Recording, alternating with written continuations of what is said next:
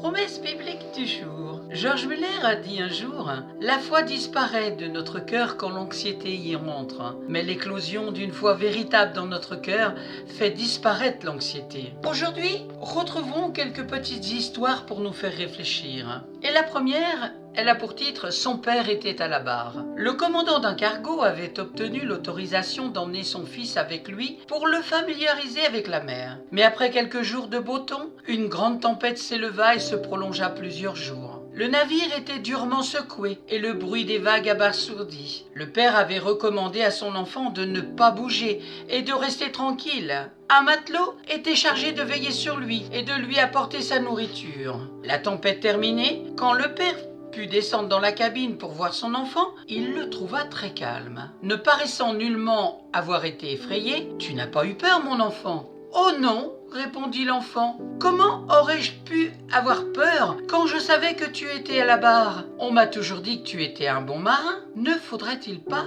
que tous les chrétiens aient une foi semblable dans leur Père Céleste? Dans tous les orages de la vie, ne devrions-nous pas penser: rien de mal ne peut m'arriver car mon Père Céleste tient solidement le gouvernail de ma nacelle. Et oui, avec Jésus, tout est bien. Car tout ce qui est né de Dieu triomphe du monde. Et la victoire qui triomphe du monde, c'est notre foi. 1 Jean chapitre 5 verset 4. Car votre foi ne peut s'appuyer sur la sagesse humaine, mais sur la puissance de Dieu. Dans 1 Corinthiens chapitre 2 verset 5. Une autre petite histoire pour nous faire réfléchir, qui a pour titre « Une sécurité invisible ». Au début du siècle avait été organisée dans une capitale européenne une exposition de bijoux et de joyaux royaux. Dès l'entrée, le visiteur était tout surpris de ne pas voir les protections habituelles qu'il s'attendait à trouver là, grilles ou vitrines. Les somptueux joyaux s'étalaient, sans obstacle apparent, sur les tables découvertes, à portée de la main. Quelle stupéfiante absence d'élémentaires précautions! Mais il fallait lire les écriteaux disposés tout autour de la table. Il avertissait qu'un fort courant électrique parcourait les tables et aurait immédiatement foudroyé l'imprudent qui aurait osé porter la main sur les joyaux exposés. Ils étaient ainsi plus sûrement protégés que par des grilles ou des vitrines. Cela nous fait penser à la protection divine, qui demeure invisible, mais plus puissante et plus efficace que